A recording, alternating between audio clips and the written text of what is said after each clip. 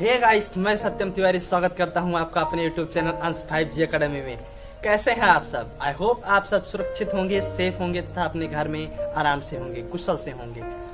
आप जैसा कि मैंने वादा किया था आप लोगों से कि मैं रोज एक वीडियो अपलोड करूंगा, तो ये मेरी अगली वीडियो है। आज की मेरी यह वीडियो जो है वह मानव नेत्र ह्यूमन आईज के बारे में है। और आप लोगों का मेरी पिछली वीडियोस में इतना प्यार मिला, आप लोगों का इतना आशीर्वाद मिला, उसके लिए आप लोगों को तहे दिल से धन्यवाद। बने रहिए अंश 5G अकेडमी के साथ और देखते रहिए अंश 5G अकेडमी की।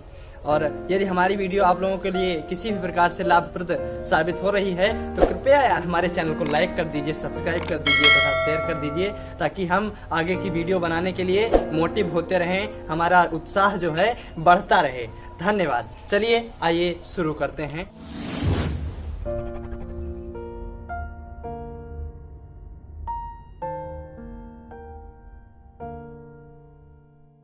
तो साथियों, आज हम बात करने वाले हैं मानव नेत्र के बारे में। मानव नेत्र जो होता है वो भगवान यानी कि प्रकृति की सबसे बहुमूल्य देन होती है। मानव नेत्र भगवान या प्रकृति की सबसे बहुमूल्य देन होती है। अब हम बात करते हैं मानव नेत्र होता क्या है। लेंस की भांति जिस प्रकार लेंस जो होता है वह प्रतिबिंब बनाता है सामने रखी वस्तुओं का, उसी भांति मानव नेत्र का कार्य है कि अपने सामने रखी यानी कि मानव नेत्र के सामने रखी वस्तुओं का यह जो प्रतिबिंब बनाता है वह रेटिना पर बनाता है। अब हम बात कर लेते हैं रेटिना। रेटिना क्या होती है?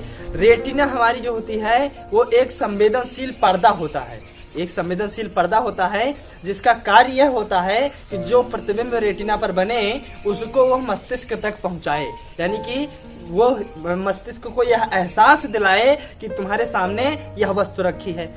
जो हमारा मानव नेत्र होता है वो द्वि उत्तल लेंस यानी कि उत्तल लेंस की भांति कार्य करता है। हमारा जो मानव नेत्र होगा वह उत्तल लेंस की भांति कार्य करेगा। एक विशेषता इसके बारे में और बता दूं कि मानव नेत्र की जो मानव नेत्र का जो प्रथम फोकस होगा इधर वाला, ये द्वितीय फोकस इधर वाले फोकस से छोटा होगा, यानी कि प्रथम फोकस F1 होगा और द्वितीय फोकस F2 होगा। F1 F2 से छोटा होगा, यानी कि जो ये प्रथम फोकस दूरी है वह द्वितीय फोकस दूरी से कम होती है। अब हम बात करते हैं रेटिना हमारी होती कहाँ पर है। हमारे द्वितीय फोकस पर ठीक द्वितीय फोकस पर एक पर्दा होता है जिसे हम रेटिना कहते हैं। अब हमारी मानव नेत्र के सामने जितनी भी वस्तुएं होंगी उन सब का प्रतिबिंब मानव नेत्र हमारा रेटिना पर ही बनाएगा।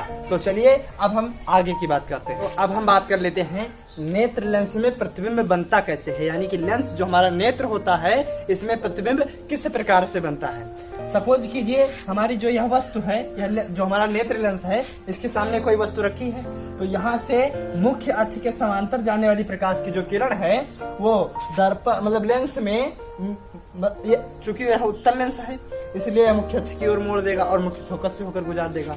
यह समांतर जा रही है, मुख्य अक्ष की ओर मोड़ रहा है।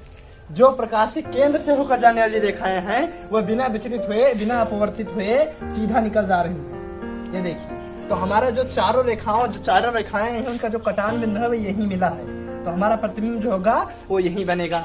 अब हम बात कर लेते हैं कि नेत्र लेंस में प्रतिबिंब हमेशा वास्तविक, उल्टा तथा वस्तु के आकार से छोटा बनता है। यहीं पर अब हम एक बात और कर रहे हैं, नेत्र लेंस की फोकस दूरी और उसकी समंजन क्षमता के बारे में। नेत्र लेंस की फोकस दूरी और उसकी समंजन क्षमता के बारे में। हमारा जो नेत्र होता है, मानव नेत्र जो होता है, वो अनंत पर रखी वस्तुओं के प्रतिबिंब भी रेटिना पर बना देता है। यानी कि मानव नेत्र जो होता है, एक स्वस्थ मनुष्य के बारे में मैं बात कर रहा हूँ कि एक स्वस्थ नेत्र के बारे में, जिसका कोई मतलब जो बीमार ना हो, उसके बारे में बात कर रहे हैं कि मानव नेत्र जो होता है अनंत पर रखी वस्तुओं के प्रतिबिंब भी रेटिना पर बनाता है और नेत्र से मतलब थोड़ी दूरी पर यानी कि 2-4-5 मीटर पर स्थित वस्तुओं के प्रतिबिंब भी रेटिना पर बनाता है। यानी कि जो हमारा मानव नेत्र होता है वो चाहे वस्तु की दूरी जितनी भी हो लेकिन प्रतिबिंब हमेशा रेटिना पर बनाएगा। जबकि आप लोगों ने देखा होगा कि लेंस में ऐसा नहीं होता था। वस्तु की दूरी, उत्तल लेंस जो होता था, वस्तु की दूरी प्रतिबिंब की स्थिति को परिवर्तित करती थी। वह जो हमारी वस्तु की दूरी होती थी वो हमारे प्रतिबिंब की स्थिति को चेंज करती थी। अब नेत्र हमारा ये आखिर करता कैसे है, किस प्रकार से यह घटना नेत्र हमारा संपादित करता है। यानी कि अगर हमारी वस्तु अनंत पर है तो भी प्रतिबिंब रेटिना पर बनाएगा, अनंत से थोड़ा कम है यानी कि नेत्र से थोड़ी 10-5 मीटर की दूरी पर तो भी प्रतिबिंब रेटिना पर ही बनेगा, और नेत्र से मतलब 25 सेंटीमीटर से ज्यादा दूरी पर स्थित है यदि वस्तु तो भी प्रतिबिंब रेटिना पर ही बनेगा। यह घटना इसलिए संभव होती है क्योंकि जो हमारा नेत्र होता है वह फोकस दूरी को, जो फोकस दूरियां होती हैं उनको अपने हिसाब से कम ज्यादा करता रहता है। यानी कि जब हमारी वस्तु दूर पर रहेगी तो हमारी यहाँ नेत्र जो होगा वो फोकस दूरी को कम कर लेगा, और जब हमारी वस्तु नजदीक रहेगी तो हमारा जो लेंस मतलब नेत्र लेंस जो होगा वो फोकस दूरी को ज्यादा कर लेगा। इस प्रकार से हमारा जो संभव होता है यानी कि प्रतिबिंब बनना संभव हो पाता है वो फोकस दूरी के कम या ज्यादा करने से हो पाता है। अब लेंस हमारा फोकस दूरी को कम या ज्यादा जो करने की क्षमता होती है, लेंस द्वारा फोकस दूरी को कम या ज्यादा करने की जो क्षमता होती है उसे हम नेत्र की समंजन क्षमता बोलते हैं दोस्तों। उसे हम क्या बोलते हैं? नेत्र की समंजन क्षमता बोलते हैं। जो नेत्र फोकस दूरी को जितना ज्यादा कम या ज्यादा करेगा उस नेत्र की फोकस दूरी उस नेत्र की समंजन क्षमता उतनी ही अधिक होगी। यानी कि फोकस दूरी को कम या ज्यादा करने की क्षमता को नेत्र लेंस द्वारा नेत्र की समंजन क्षमता कहते हैं। तो आइए अब हम इस चैप्टर के अगले टॉपिक के बारे में बात करते हैं। अब हमारा जो इस चैप्टर का अगला टॉपिक है वो है मानव नेत्र का दृष्टि विस्तार। मानव नेत्र का दृष्टि विस्तार। तो मानव नेत्र का दृष्टि विस्तार क्या होता है? मानव का जो नेत्र होता है यानी कि ह्यूमन आईज जो होती है वो सबसे नजदीक यानी कि 25 सेंटीमीटर की दूरी से लेकर अनंत तक की दूरी तक जो अगर वस्तु रखी है तो उसका प्रतिबिंब हमारा रेटिने पर बनाने में समर्थ होता है। इसका मतलब ये हुआ कि मानव जो होता है, मानव नेत्र जो होता है वो 25 सेंटीमीटर से लेकर और अनंत तक जो प्रतिबिंब बनाने में वो सक्षम होता है। तो यही जो दूरी होती है वो मानव नेत्र का दृष्टि विस्तार कहलाती है। यानी कि यह जो दूरी है यानी कि 25 सेंटीमीटर से लेकर अनंत तक यह मानव नेत्र का दृष्टि विस्तार है। अब हम बात करेंगे मानव नेत्र में होने वाले दोष, उनके कारण तथा निवारण के बारे में। अब हम बात कर लेते हैं मानव नेत्र के दृष्टि दोष के बारे में। साथियों, दृष्टि दोष आखिर होता क्यों है? सबसे पहले हम बात करेंगे कि आखिर जो दृष्टि दोष होता है ये होता क्यों है। मानव नेत्र जो होता है वो कुछ इस प्रकार से होता है, देखिएगा।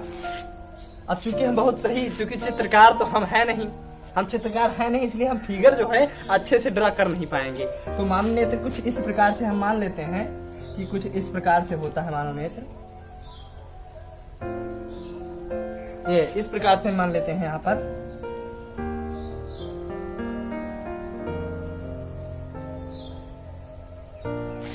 अब यहाँ पर इसका प्रथम फोकस हो गया F1 और यहाँ पर इसका होता है द्वितीय फोकस F2।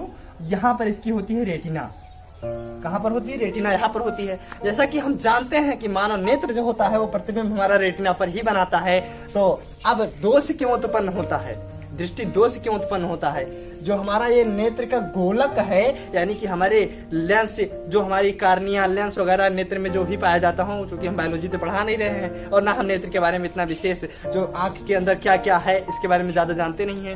यानी कि हमारी आंखें गोल होती हैं, हल्का अंडाकार होती हैं, सब जानते हैं। तो जो नेत्र का ये गोलक होता है ये हल्का लंबा हो जाए, यानी कि हमारा प्रतिबिंब जो है रेटिना पर बनता था। अब ये नेत्र गोलक अगर हल्का लंबा हो जाए, समझिएगा, अगर नेत्र गोलक लंबा हो जाए तो हमारा प्रतिबिंब जो है वो जाकर कहीं यहाँ पर बनेगा, ये बढ़ जाएगा, यहाँ पर इस प्रकार से हो जाएगा ये। तो हमारी ये यहाँ पर प्रतिबिंब इसका बनेगा, जाकर फोकस दूरी बढ़ जाएगी, प्रतिबिंब की दूरी भी बढ़ जाएगी। अब एक इस प्रकार से तो हमारा रेटिना पर जब प्रतिबिंब बन नहीं पाएगा तो उसकी सूचना मस्तिष्क को नहीं पहुंच पाएगी और वो वस्तु हमें दिखाई नहीं पड़ेगी। अब हम बात कर लेते हैं कि और किस प्रकार से हो सकता है। नेत्र गोलक का चपटा हो जाना, यानी कि ये नेत्र गोलक जो है वो कहीं इस प्रकार से हो जाए, यानी कि रेटिना तो हमारी यहाँ पर है और नेत्र हमारा यहाँ पर, प्रतिबिंब हमारा यहीं पर बन रहा है, फिर भी हमें वस्तु नहीं दिखाई पड़ेगी। यानी कि प्रतिबिंब हमारा अगर यहाँ बना है तो हमें वस्तु कहाँ दिखाई पड़ेगी? वस्तु नहीं दिखाई पड़ेगी। तो अगर प्रतिबिंब रेटिना पर बनेगा तभी हमें वस्तु दिखाई पड़ेगी। यानी कि हमने अभी सीखा कि दृष्टि दोष जो होता है वो होता क्यों है, दृष्टि दोष का कारण क्या है। अब हम बात करते हैं कि दृष्टि दोष के प्रकार कितने होते हैं और उनके निवारण क्या है। चलिए, अब हम बात कर लेते हैं साथियों दृष्टि दोष के प्रकार के बारे में।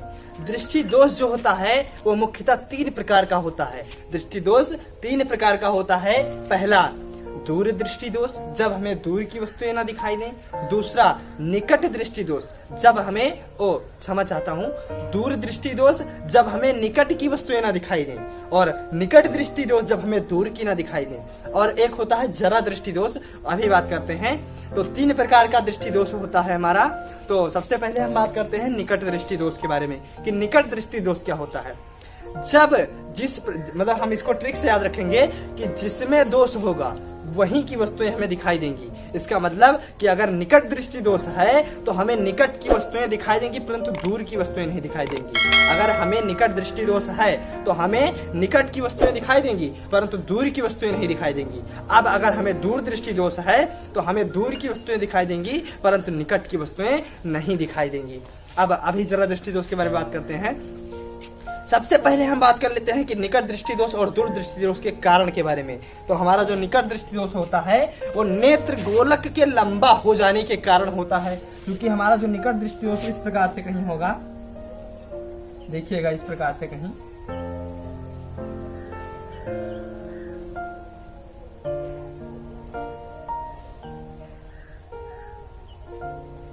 ये हमारी रेटिना होगी और यहाँ से जो प्रकाश की किरण चलेगी, ये प्रकाश की किरण प्रतिबिंब को यहाँ पर कहीं बनाती है, क्योंकि यहाँ पर प्रतिबिंब बनाएगी। अब यदि हमारा नेत्र गोलक लंबा हो जाए तो रेटिना तथा लेंस के बीच की दूरी बढ़ जाएगी। तो प्रतिबिंब हमारा रेटिना पर ना बनकर उससे कुछ पहले यानी कि कहीं यहीं पर बन जाएगा, जबकि हमारी रेटिना यहाँ होगी। ये लेंस, अगर हमारा लेंस गोलक लंबा हो जाए इस प्रकार से तो प्रतिबिंब तो हमारा यहीं पर बनेगा लेकिन रेटिना हमारी यहाँ पहुंच जाएगी। तो रेटिना हमारी वहां पहुंच जाएगी, इसलिए हमें वस्तु दिखाई नहीं देगी निकट दृष्टि दोष में। तो हमने सीखा कि निकट दृष्टि दोष का कारण क्या होता है, यानी नेत्र गोलक जो है हमारा वो लंबा हो जाए तो हमें निकट दृष्टि दोष हो जाता है, यानी कि निकट की वस्तुएं हमें दिखाई नहीं देंगी क्योंकि हमारी जो प्रतिबिंब होगा यहीं बनेगा और रेटिना हमारी कहाँ पहुंच चुकी है, वो यहाँ पहुंच चुकी है। तो हमारी अगर प्रतिबिंब हमारा रेटिना पर नहीं बनेगा तो वस्तु हमें दिखाई नहीं देगी। अब हम इसके बारे में बात कर लेते हैं कि इसका हम निवारण किस प्रकार से करें। जैसा कि हम जानते हैं दोस्तों कि अगर हमारा जो उत्तल लेंस होता है वो किरणों को मुख्य अक्ष की ओर मोड़ता है और जो हमारा अवतल लेंस होता है वो किरणों को मुख्य अक्ष से दूर मोड़ता है। यहाँ अगर हमारी जो किरणें हैं वो यहाँ पर आपतित होती हैं तो यहाँ से जाती हैं। अगर ये किरणें हमारी, अगर कोई ऐसा आगे माध्यम लगा दिया जाए जो किरणों को और दूर से अंदर भेजे तो हमारा प्रतिबिंब शायद यहाँ पर बनना संभव है। इसको हम इस प्रकार से देखेंगे कि हमारा अगर नेत्र लेंस ये हुआ, नेत्र लेंस हमारा ये हुआ और यहाँ पर हमने उत्तल लेंस एक लगा दिया, यहाँ पर उत्तल लेंस लगा दिया, यहाँ से हमारा मानव नेत्र हो गया। अब चूंकि हमारा जो प्रतिबिंब बनेगा वो कहाँ पर बनेगा, देखिएगा हम सबसे पहले प्रतिबिंब हमारा यहाँ आया इस प्रकार से, हमारी जो रेखा यहाँ आई तो ये क्या करेगा, उत्तल लेंस अवतल लेंस क्या करेगा कि हमारी जो आपतित किरण है उसको मुख्य अक्ष से दूर भेजेगा कहीं इस प्रकार से, यहाँ पर कहीं। ये जाना इसको यहाँ चाहिए था लेकिन ये भेजा कहाँ पर, यहाँ पर। अब देखिए जो यहाँ से किरण आ रही है उसको भी ये इस प्रकार से कहीं भेजेगा, इस प्रकार से जाना इसको यहाँ चाहिए था। तो ये किरणों को मतलब आपतित किरणों को अपसारित कर देता है, यानी कि फैला देता है। अब जब हमारी ये किरणें यहाँ पर आपतित हुई तो जाहिर सी बात है अब यह किरणें हमारी यहाँ पर जाकर आपस में टकराएंगी, क्योंकि अगर ये सीधे चली आती, यहाँ पर चली आती तो ये हमारी किरणें यहीं पर टकरा जाती आकर। तो अब यह दूर जाकर हमारी रेटिना पर टकराएंगी और प्रतिबिंब हमारा स्पष्ट बन जाएगा, वस्तु हमें स्पष्ट दिखाई देने लगेगी। इसका मतलब यह हुआ कि निकट दृष्टि दोष के निवारण के लिए हम उत्तल लेंस के चश्मे का प्रयोग करते हैं। यदि हम उत्तल लेंस का चश्मा पहन लें तो हमारे निकट दृष्टि दोष का निवारण हो जाएगा। क्यों हो जाएगा ये हमने स्पष्ट कर दिया, क्योंकि उत्तल लेंस किरणों को अपसारित कर देगा और प्रतिबिंब दूर बना देगा, यानी कि रेटिना पर बना देगा। अब हम बात करते हैं दूर दृष्टि दोष के बारे में कि दूर दृष्टि दोष होता क्यों है और उसका निवारण क्या है। अब यदि हमारा जो नेत्र लेंस का जो गोलक है यह चपटा हो जाए, यानी कि कहीं यहाँ पर आ जाए, यहाँ इस प्रकार से, तो रेटिना और लेंस के बीच की दूरी जो है वह कम हो जाएगी, प्रतिबिंब हमारा अब भी वहीं बनेगा। फिर भी हमें वस्तु नहीं दिखाई देगी, और इस प्रकार हमें दूर की वस्तु नहीं दिखाई देगी। यानी कि जो हमारी वस्तुएं, क्षमा चाहता हूँ, दूर दृष्टि दोष है तो दूर की वस्तुएं दिखाई देंगी, नजदीक की नहीं दिखाई देंगी। और निकट दृष्टि दोष है तो निकट की दिखाई देंगी, दूर की नहीं दिखाई देंगी। ये हमसे भी बार बार बोलने में गलती हो जा रही है, तो इसके लिए आप लोग हमें क्षमा कीजिएगा। चलिए आइए देखते हैं आगे। हमारी जो ये प्रतिबिंब रेटिना हमारी यहाँ चली आएगी, और हमारा जो प्रतिबिंब बनेगा वह यहाँ पर बनेगा। तो इसके लिए हम क्या कर सकते हैं कि प्रतिबिंब को रेटिना पर बनाने के लिए हमें क्या हो सकता है कि यह जो किरणें हैं हमारी, ये यहाँ पर ना जाकर इस प्रकार से यहाँ पर ना मिलकर कहीं यहीं पर मिल जाए। यानी कि हमारा जो कुछ ऐसा माध्यम, ऐसा किसी चीज का उपयोग कर लिया जाए जो हमारी किरणों को ज्यादा अपसारित कर दे। इसका मतलब हमारा ऐसा चीज होता है क्या, उत्तल लेंस होता है। उत्तल लेंस हमारा किरणों को ज्यादा अपसारित कर देता है, यानी कि अपसारित कर देता है, अभिसारित कर देता है, यानी कि मुख्य अक्ष की ओर मोड़ देता है। तो यहाँ अगर हम उत्तल लेंस का उपयोग कर लें, सॉरी हमें दूसरा चित्र बनाना पड़ेगा इस प्रकार से।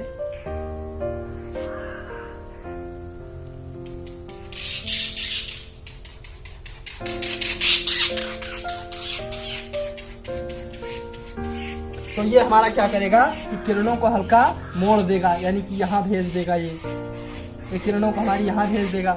अब ये किरणें जब यहाँ हमारी आपतित होंगी, यहाँ से अभिसारित कर दिया इसने, तो यहाँ आपतित होंगी, तो ये वाला लेंस जो होगा ये किरणों को और ज्यादा मोड़ देगा। यानी कि जो हमारा रेटिना की दूरी जो हमारी कम हुई थी, अब जो हमारा प्रतिबिंब होगा वो ठीक रेटिना पर बन जाएगा, और वस्तु जो है हमें दिखाई देने लगेगी। तो यहाँ पर ये किरणें जा यहाँ रही थी, अगर यहाँ जाती है तो यहाँ से यहाँ पर प्रतिबिंब बनता और वस्तु हमें ना दिखाई देती। इसलिए हम दूर दृष्टि दोष के निवारण के लिए उत्तल लेंस के चश्मे का उपयोग करेंगे।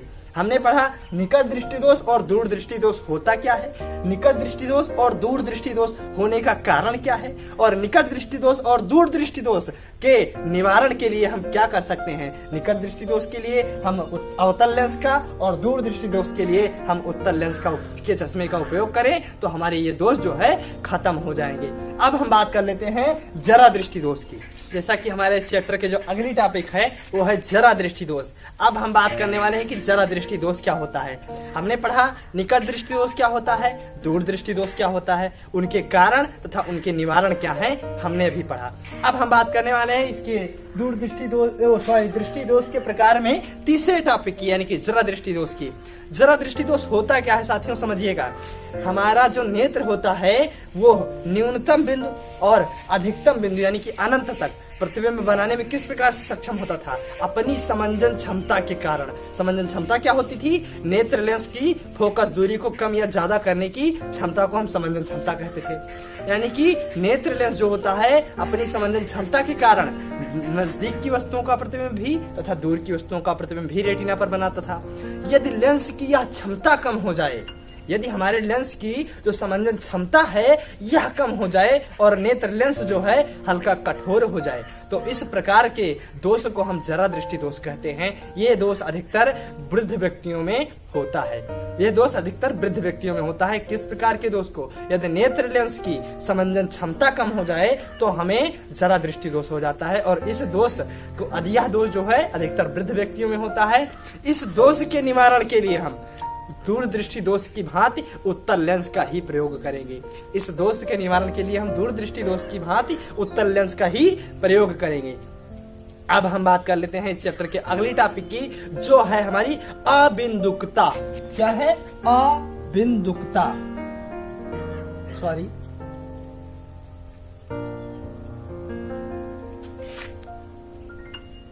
तो हम बात करेंगे अबिंदुकता क्या होती है। हमारे सामने रखी वस्तु यदि लंबाई, ऊंचाई, चौड़ाई कई प्रकार से हो सकती हैं, तो यदि हम किसी सामने रखी वस्तु के दो बिंदुओं को एक साथ न देख पाए, यानी कि ऊपर तथा नीचे, दाएं या बाएं दोनों बिंदुओं को एक साथ देखने में हम असमर्थ हों, यानी कि ना हम अगर ऊपर देखेंगे तो नीचे न देख पाए, और अगर दाएं देखें तो बाएं न देख पाए, या बाएं देखें तो दाएं न देख पाए, या नीचे देखें तो ऊपर न देख पाए, यानी कि किसी भी वस्तु की दो बिंदुओं को एक साथ ना देख पाने की हमारी जो क्षमता होती है, जो हमारा दोष होता है, इसे हम अबिंदुकता नाम देते हैं। इसे हम क्या कहते हैं, अबिंदुकता कहते हैं। हमारे इस चैप्टर की यह लास्ट टॉपिक थी और हम न्यूमेरिकल के बारे में बात कर रहे हैं कि आपको जिस न्यूमेरिकल में कोई समस्या हो, आप उस न्यूमेरिकल का फोटो लीजिए, फोटो खींचिए और हमारे डिस्क्रिप्शन में जो हमारा व्हाट्सएप नंबर दिया गया है आप हमारे उस पर भेज दीजिए। हम वादा करते हैं कि हम आपके सभी न्यूमेरिकल्स का आंसर अवश्य देंगे। हमारा जो चैप्टर था मानव नेत्र ये समाप्त हो चुका है।